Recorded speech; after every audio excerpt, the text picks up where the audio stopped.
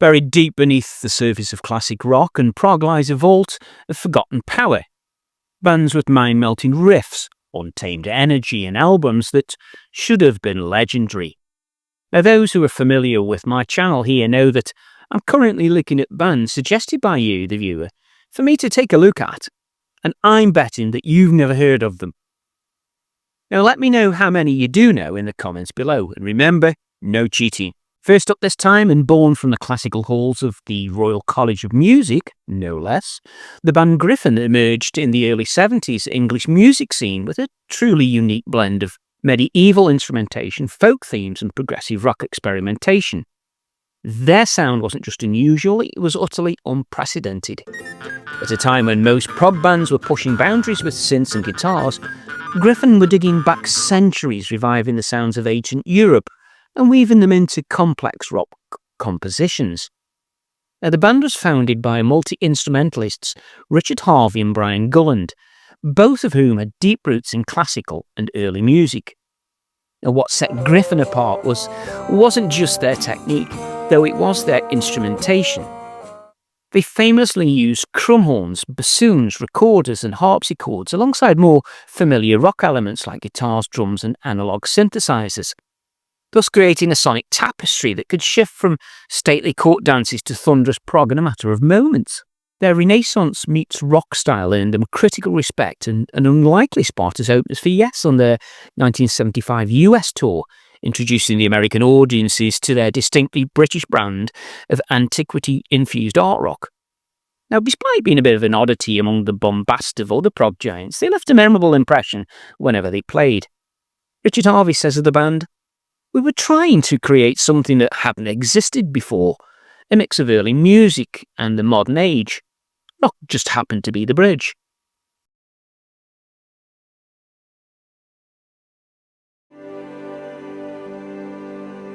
Some tracks that you will most likely be familiar with are Midnight Mushrooms, Estampi,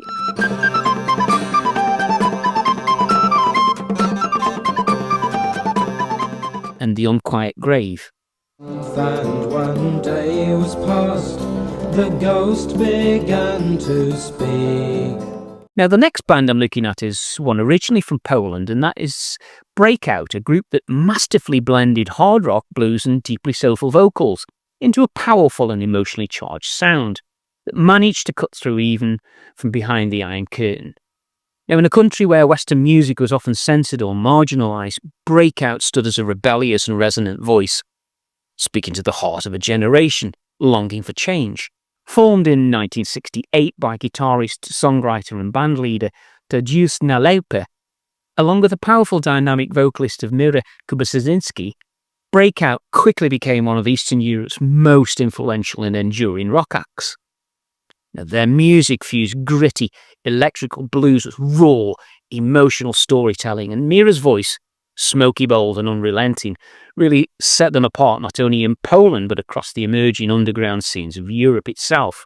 Now, while their sounds clearly owed huge depths to legends like Jimi Hendrix and Cream, Breakout brought something more grounded and raw, a distinctly Polish character marked by introspection and a sense of yearning. There was a melancholic streak running through their music, reflecting the social and political tensions of the time, but it was always delivered with a kind of defiant hope. Music critic Jacek Skleminski wrote, "Breakout wasn't just a band, they were Poland's blues conscience, dragging Western sounds through the mud of real-life grit." Notable tracks that you may want to check out include Oni Zaraz Przejuska 2, Gladbis Kociana Kocica, and Kostaca Si Kryjamy. Now I'm focusing next on May Blitz. These had a heavy psych power into the emerging 1969 scene, carving out a brief but thunderous chapter in early hard rock history. Formed by British musicians Terry Poole, Tony Newman and Canadian-born Jamie Black, the band didn't last long, but they made a huge impression on the underground scene with their raw sound, adventurous structures and heavy, fuzz-laden grooves. May Blitz brought together elements of proto-metal, psychedelic rock and early progressive experimentation, creating sprawling yet hypnotic jams that echo bands like Cream, Blue Cheer and early Black Sabbath. They weren't aiming for radio play, no. They were building soundscapes soaked in distortion and laced with surreal, often eerie lyrics. The 1970 self-titled debut is considered a cult classic today, a time capsule of psychedelic heaviness with dense riffing, loose arrangements and swirling guitar effects that feel both improvised and intentional. The record continues to draw in fans of early stoner rock and doom, with its mix of mind-melting solos and gritty, slow-burning grooves. As vocalist and guitarist Jamie Black once put it, "We were just three guys making as much noise as possible. There were no rules, just riffs and madness." Notable tracks from their short but explosive run include "Smoking the Day Away",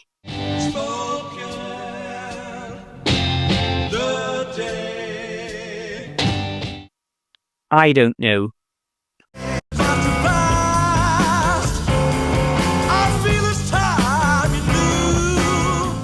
and "Tomorrow May Come".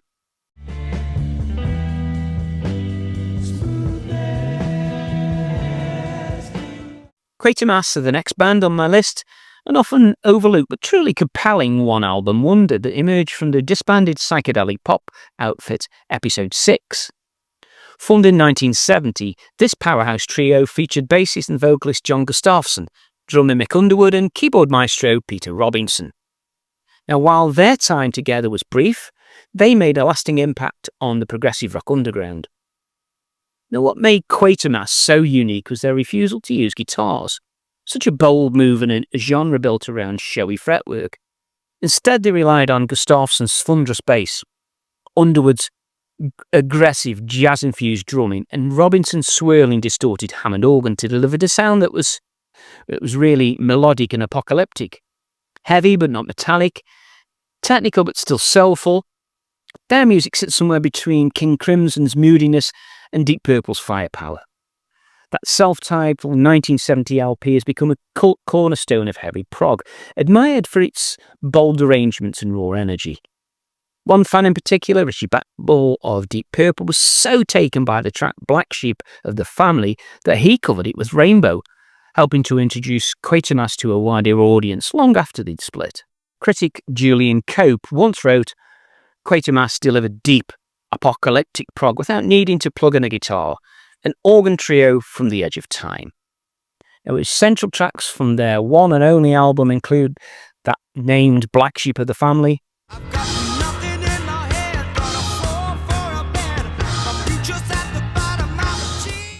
Gemini,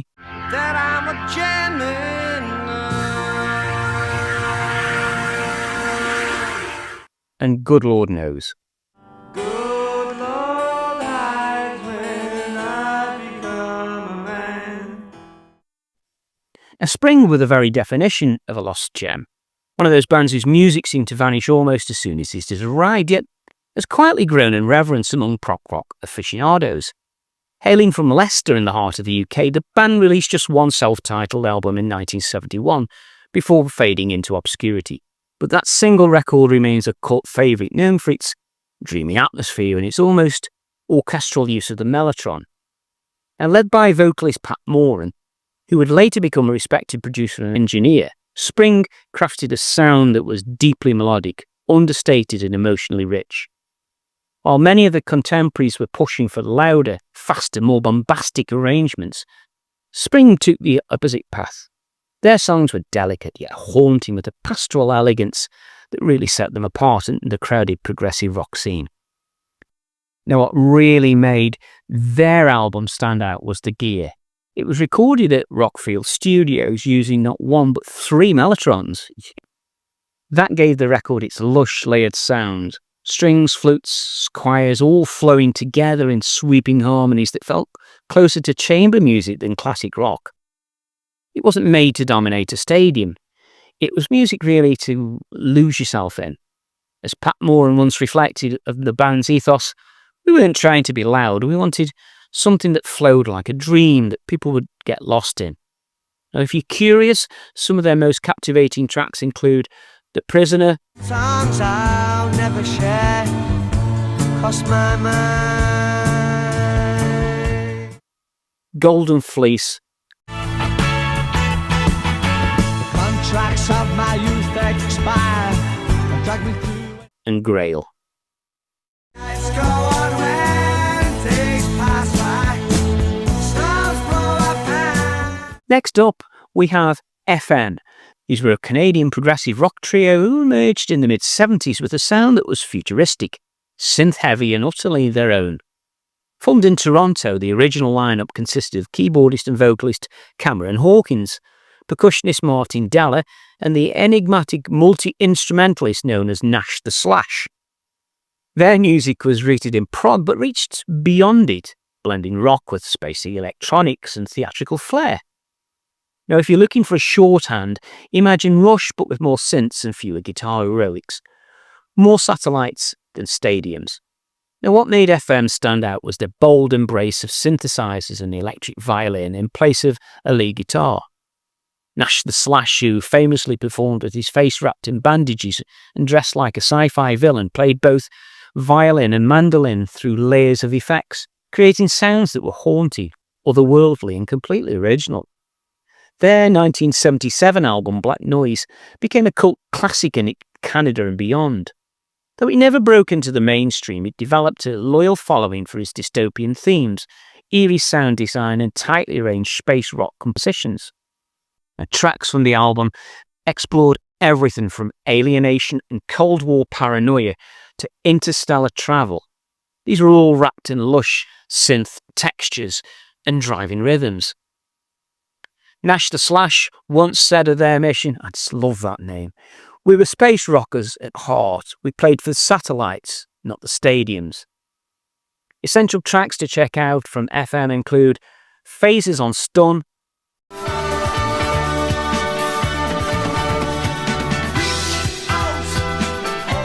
1 O'Clock Tomorrow,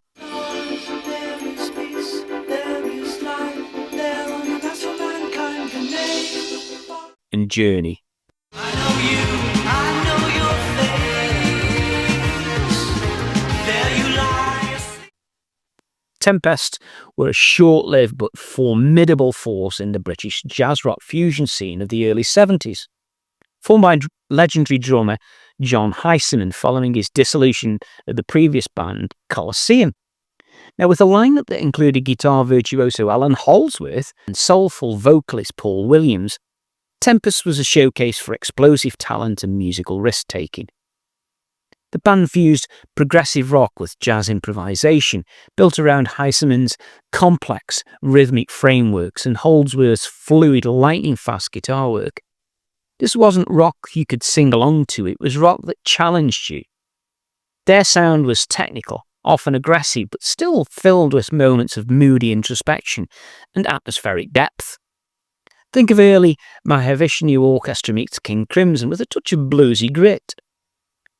Tempest released 2 studio albums, the self-titled in 1973 and Living in Fear in 1974, but both are considered hidden gems in the prog and fusion world.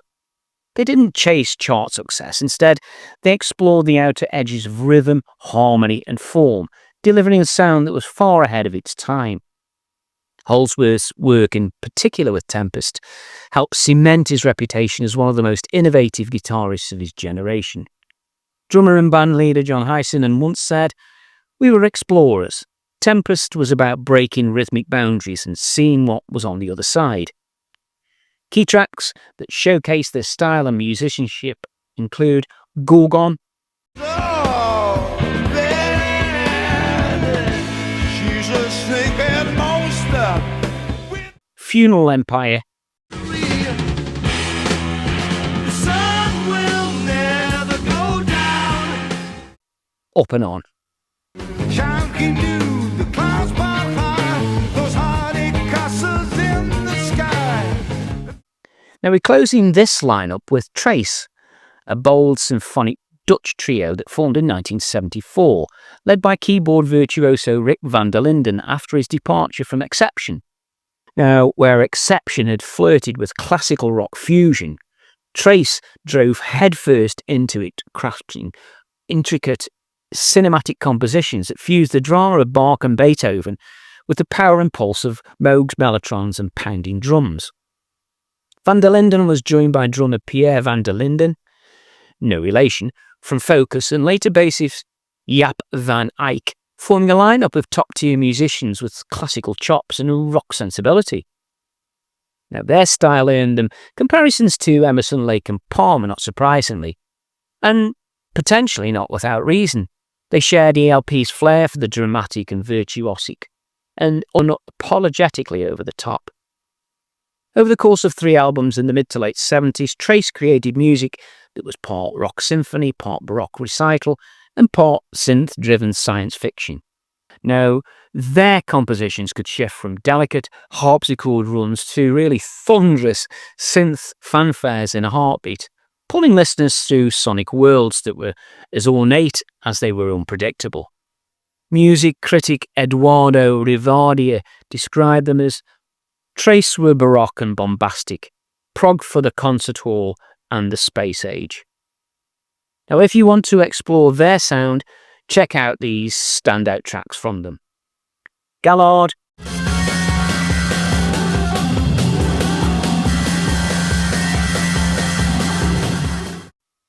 Kingbird,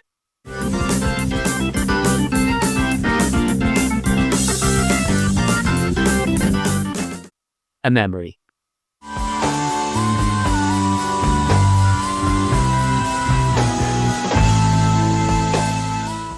So these bands never topped the charts, but what they did do was build entire harmonic worlds. Now, as I say, these are bands that have been suggested by you to feature in this video, and I thank you for that. If you have some other examples you would like me to feature, leave them in the comments for consideration. Now, in the description to this video, I've left a link to the series, but in the second episode, I featured another of the bands that had links to Tempest. Now watch that one next, and if you do, I'll see you over there.